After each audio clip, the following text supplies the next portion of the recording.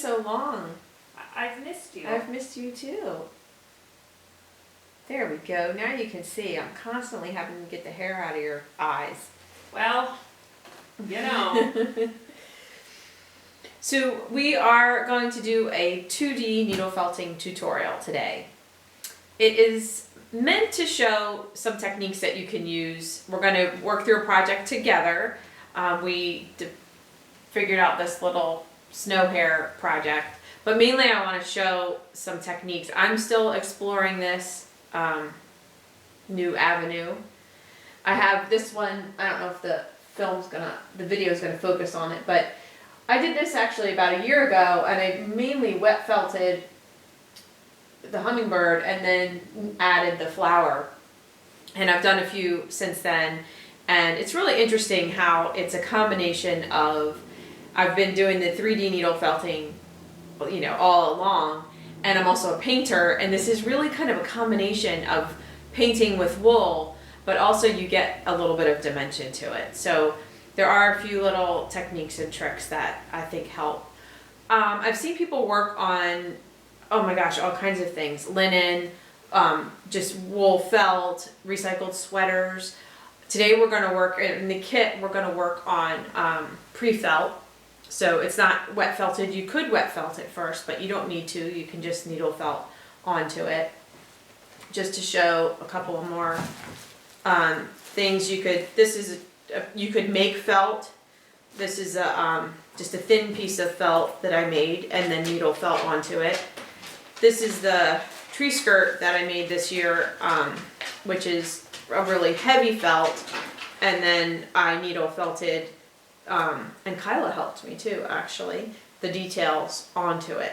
So it can be a purse, it can be kind of like a craft or more utilitarian thing, it can be fine art. It's really exciting because it can be anything from an embellishment to something that you're going to hang on your wall as a piece of art.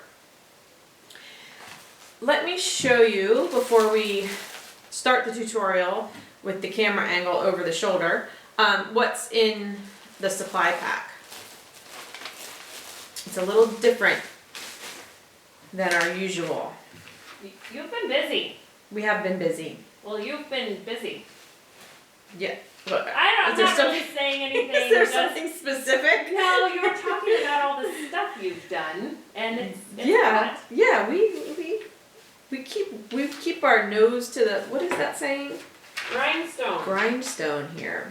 Okay, we're gonna have a reference picture, just a copy of a charcoal sketch, and you'll be able to make some marks on it to help us lay out the rabbit. You know, make sure we're getting it in the right place.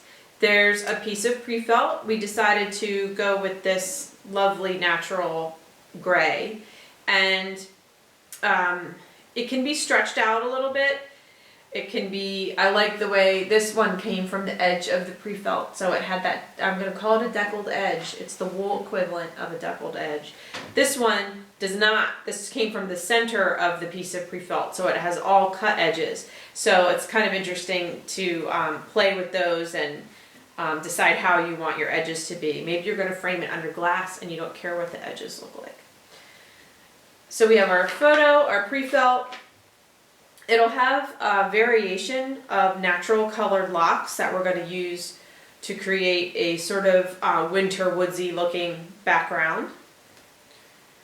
And then several top coat colors. And I love these colors. I love chestnut and aqua together, or gold and aqua together. And I use these to make the different grays that we use in the snow hair. So I am going to use the hand carders quite a bit. If you don't have hand carders, you can certainly stack and restack and blend by hand. And then I'm going to have, you'll see when we switch angles, I have a large piece of hard foam, which is great when you're working on these large flat projects, much easier than the Stab and Wabbit. So we're ready to start our project, I think. That's exciting. Yes. Let's do it. Yes. Okay. How's that purple coming across on camera? It's lovely. Okay, so I've got my hard foam base, and this is a 2-inch insulation that you can get at the hardware store. Comes in all different sizes and colors, but okay, I want to mark a few, let me finish a sentence. How about that? Let me finish a thought. Foam base works really well. Hardware store, relatively inexpensive. This piece was 2 feet by 8 feet. I cut it up, so I'll use it for workshops and stuff, and it holds up really well. It takes a while for the needles to start to break it down. Eventually, you will start getting little pieces of foam pull up into the back of your work, which may or may not matter very much. But like I said, it takes a long time, and the nice thing is that the wool does not embed into it, so you don't have to worry about that. So good for 2D felting. Okay, the first thing I want to do is find a few points of reference on your illustration. Here's the original, and just did a charcoal to try and, establish some values that you're going to see as you work on your rabbit. I don't have my own photographs of snow hares, so, but, definitely I would get online and use Google Images and see some pictures so that you get an idea of the light and the coloring. So first thing I'm going to do is find the center of my 8.5. Oh, look, I was close when I guessed. So that's my center line. This is 8.5 inches. And then I want to find thirds. So that's just a good, a few reference points. So let's see, 9 divided by 3 would be 3. So 8.5 divided by 3 would be less than 3. a little less than 3. So I'll put one there. And 9, 1, 2. I was close, pretty close on those two. I was consistently shifted over. Okay, so this is 1/2, 1/3, 2/3. And we'll do the same thing this way. So we're 11 inches, so 5.5 will be our center point. And then 12 divided by 3 would be 4. So we're probably about 3 and a something. 1, 2, 3, and something. Here's what I'll do. Oh, perfect. Thirds. Whoops, what did I do there? Missed an inch. Okay. This way I could say, the top of the bunny's head is about 2/3 up from the bottom. The bunny's back is about the halfway point, stuff like that. So I'm going to put my reference picture up here where I can see it. You guys might not be able to see it anymore, but that's okay. You'll have your own. And then get out my pre-fill. And this is on the small side of what will be in the supply pack, so I'm just stretching it a little bit. Give myself a little bit more room. It will be bigger than 8.5 by 11. It should be more like 9 by 12, at least. Okay, the first thing I want to do is start to establish some lines of the rabbit. Now, like I said, we're going to be covering a lot of different 2D needle felting techniques that can then be used on any of your projects, and but this is just one project to start to learn how to do that. So you could use any of these colors that are in your supply pack. I just pulled a really thin strip of the chestnut, and I can actually even draft it even a little thinner. This is basically the equivalent of drawing with a pencil. And about halfway up my pre-felt, I want to make the back of the bunny. And then about 1/3 of the way in is where his chest and nose end. So basically just drawing a little outline. And then for his head, the top of his head is about 1/3 down. And his nose comes out about the same as his belly. And just simple shapes right now, little kind of egg shapes. The back of his head is about 1/3. So his head is basically in the center third. I'm gonna make his chest come out a little bit farther than his nose, just for a little variation. Okay, and then I can just stick those down without too much fuss right now. These pretty much get covered up. This is like when I'm doing an oil and I do some initial lines with my paintbrush, and those lines either get obliterated or covered or lifted. So no perfection yet. Save that for the end. Now, one thing that could be kind of cool would be to have his ear actually go up a little bit off the outline that I have here.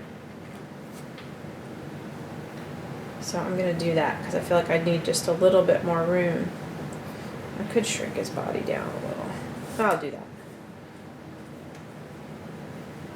I'm going a little lower on this composition because I feel like my pre-felt is short.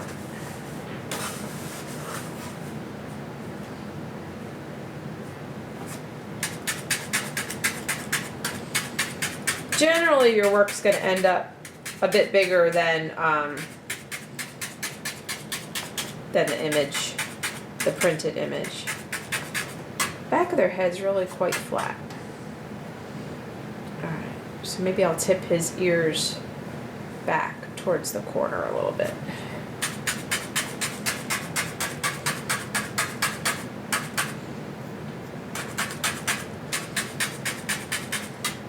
I'm just tipping his ears a little bit to take more advantage of the space. Ears might be able to go straight up.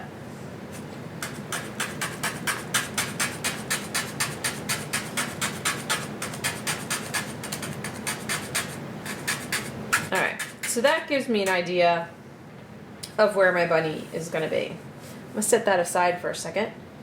The next thing that I want to do is blend a few piles of colors. I'm making you guys work for these colors. Oak's really pretty, and the gray and the white. You might use some straight and the dark gray in areas, but all these parts of the bunny, I pre-blended a sort of little piles of colors to pull from to get all these shades. Milo just burped. So I'll show you a few of the color choices that I made. I wanted to have for the bunny. There would have been a hiccup, but my mouth was closed. So it was like a... I want to have basically a dark, a medium, and a light. Now that's relative to white, so my dark is actually this. And in the background, we're going to use our darks and our locks. So for the dark, medium, and light, I blended chestnut, oak, blue raspberry, and almond. Less chestnut. About equal parts of each. Sorry, reaching.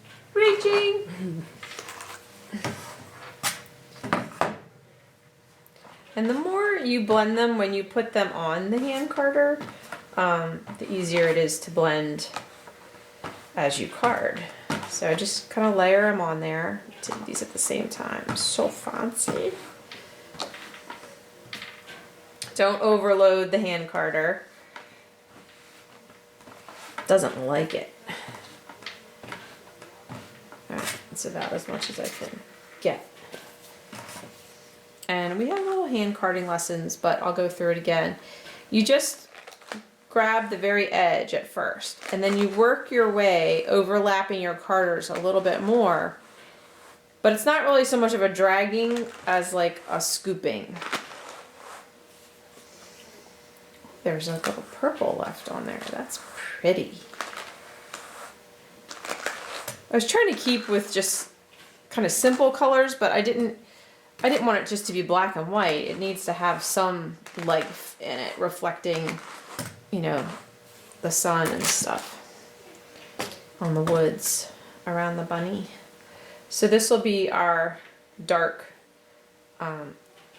pile. Just set that right there. And then our medium will be oak, the pale mint, the paler mint in your kit, and this color, which is actually called pale. So I'll blend these together. Take another little sort of section of each. I think I'm using about, for each of these different sets of colors, I'm using about a quarter of the amount of fiber that was in your kit. So this is like our medium shading on our rabbit.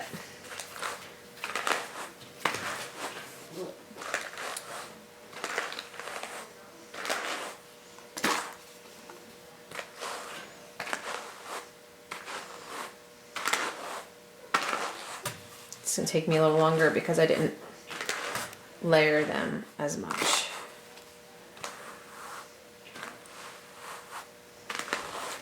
So I'm basically blending 3 colors that are similar in value to create a warm gray that I feel like works well with the color family in the whole painting.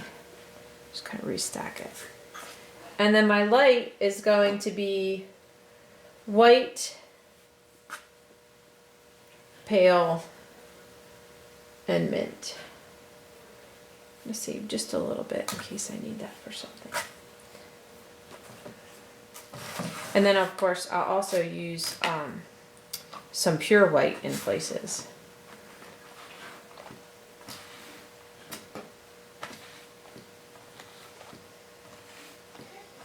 This is like when I'm painting a picture, I pre-mix colors on my palette just so that while I'm painting, I have a whole bunch of fun puddles to pull from.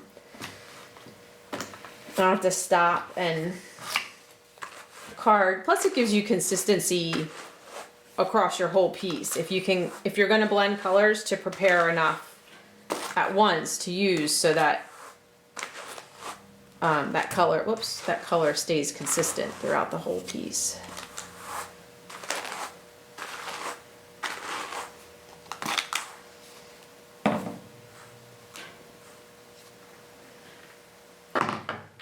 Alright, so this is a nice, I love the way the pale and that mint come together to create a really soft white. Okay, there's our 3 piles. Let me bring my picture back into the scheme of things. All right, before we start the bunny, we want to get some background stuff going on in here. So this wool is quite darker than the pre-felt that I used for this. So I had to darken this up a lot. In this one, I think I'll put a little bit of black just behind the head, just to really pop that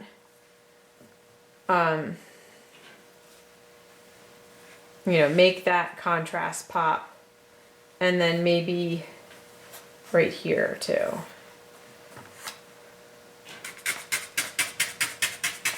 So I'm just getting that start to stick in there. When you're painting with wool or with paint or whatever you're using, you want the highest, well, there's no rules, but to draw the eye, you want the highest amount of contrast where you want the focus to be. So on this bunny painting, I created the highest amount of contrast here by having black next to white and black next to white, because those are the two most extreme values. And then as I get to the edges, I let the values be more similar. And maybe I'll put a little bit of black down here. All right, so I have a mix of locks. Let me pull them into the frame, hopefully. And I'm gonna find my darkest ones and bring them out of these black spots. Well, before I do that, let me get a little more background colors here. Just let that natural black blend over the black, let the fringe lay on the black to make that transition between the black and the gray of the pre-felt. So you don't have like just black chunks. Let me get my punch tool. Punch tool, where are you? See, this is why we're gonna have a better tool system. Okay. And then let me do the same back here. It doesn't matter if your darks overlap your rabbit a little bit. That's the cool thing about doing the background first, because then your subject, in this case the rabbit, just goes on top of it. I am probably not going to needle felt quite as much as you will at home, because it's just a lot of stabbing, and for the sake of the video, we want to move on. So I'm letting the locks create some foliage by using the natural tips. Oh, I want to get the yarn in there. I'm not following my own direction. Okay, forgot about my yarn. And your kit will have some variety of yarn. It's going to be not always the same. It'll be something fun and interesting, but it won't always be the same. So yarn is just a real easy way to get some interest and variety. I love this one. And you're going to want your little scissors around today.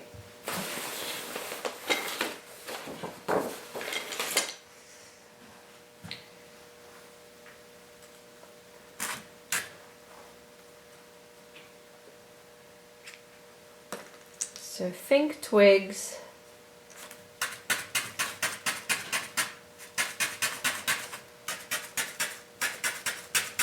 Let it be irregular. You don't want it to be too perfect. It's a happy little tree, as Bob Ross would say. It's just doing its thing. Don't stifle it. And then some of the yarns will be plied, so you can actually create branches by pulling the plies apart and having a few different thicknesses. Let some parts travel off and some parts end on, and then I can further pull apart. I love making branches with yarn. I like to put the yarn on before really the locks, because the locks will help hold it on better.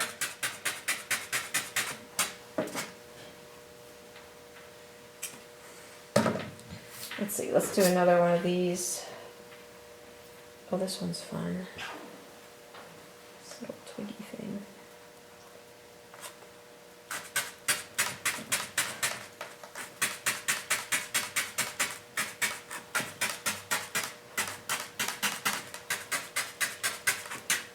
And I'll do another one of these back here.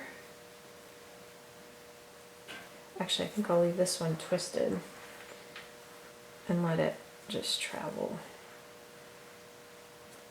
up.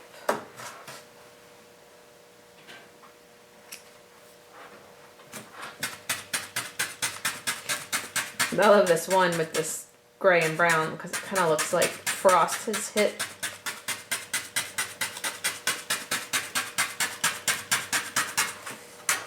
Alright, so now we have some fun things happening.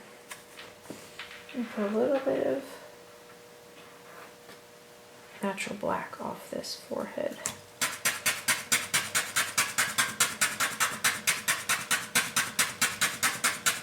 And then we can further embellish.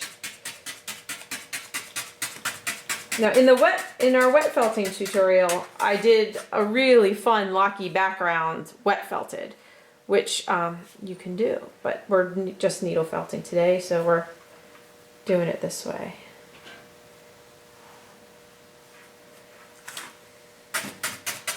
So you want to pull the lock apart and it just depends on what you want it to look like. Yeah, it'll have felt easier. But I'm trying to get kind of skinny branch looking pieces. So like, this is some. So I'm trying to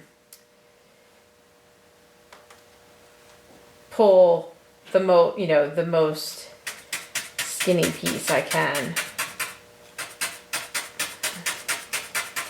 Let's find something really different, like this silver lock. Once I get a few darks on, I might do something on the lighter side.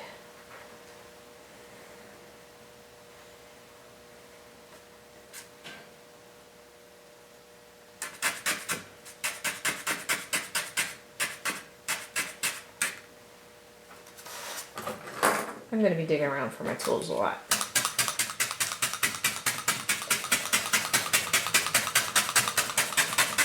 I'm just kind of let that one fall where it will.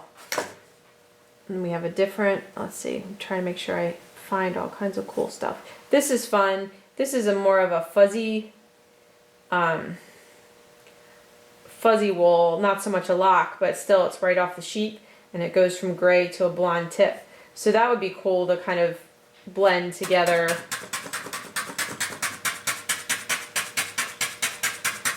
Some of the areas where we're moving from, our felting into our pre-felt.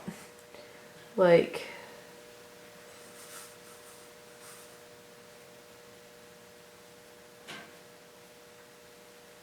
back here.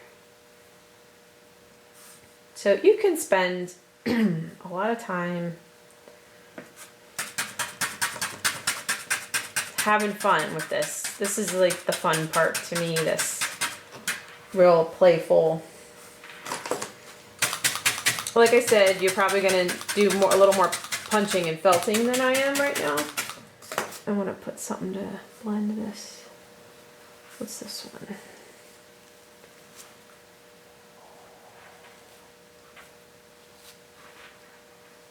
I just want to blend this. I have a high contrast right here. And so since it's off to the edge of my painting, I want to kind of blur that contrast a little bit.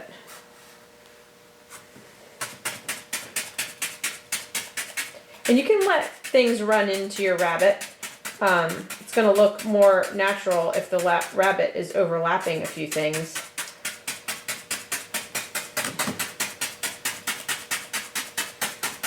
Okay. So that's a good amount of stuff going on. I might revisit it later. Love that. Okay. Before I start layering in the rabbit, I want to get the eye. I just feel like that's really going to help me visualize where everything is. So as with an oil painting anyway, not so much watercolor, I like to get my darks in, and then because I want them to be just kind of thin and in the background, and then I want the lights to pop off. So I'm going to take my black and I'm going to make my eye, and to do that I'm just going to use, you can use a variety of tools. I'm going to use the Zuli tool and just wrap a simple little circle.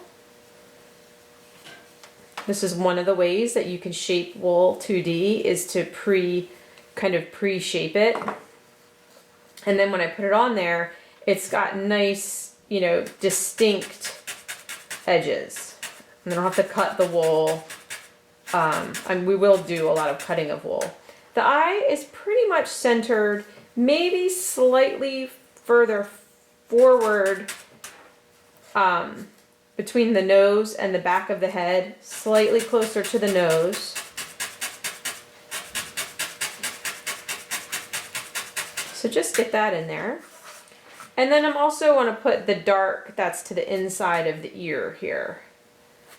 So I'm going to take some black core, and this time I might just fold it to control the shape of it and lay that there. So this is interior. This is still like interior, meaning things are going to come on top of it.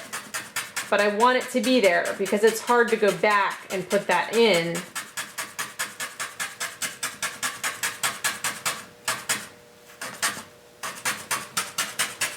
Let's see, where else is it dark? I think that's really, we got all the really black darks in. There's going to be a little one. We can go ahead and put it. I'm not sure if it's going to stay there. We might need to redo it where the nostril is.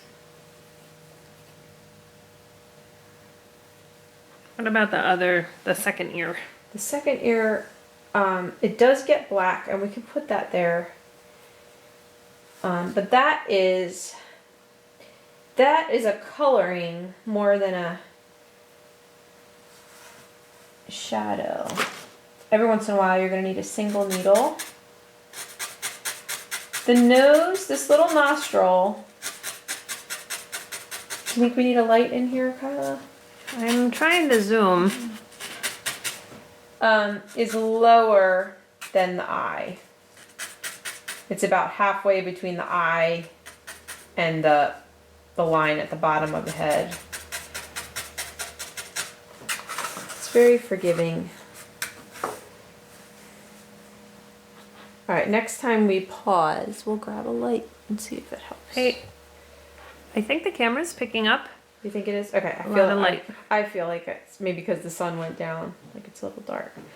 Okay, for this other ear, I'm taking my black and I'm folding it to control it into the shape that I need. But I'm trying to get this, just this black. This is the back of the far ear. We're seeing the back of that ear, and that's the coloring on it. So I'll just go ahead and get that in there.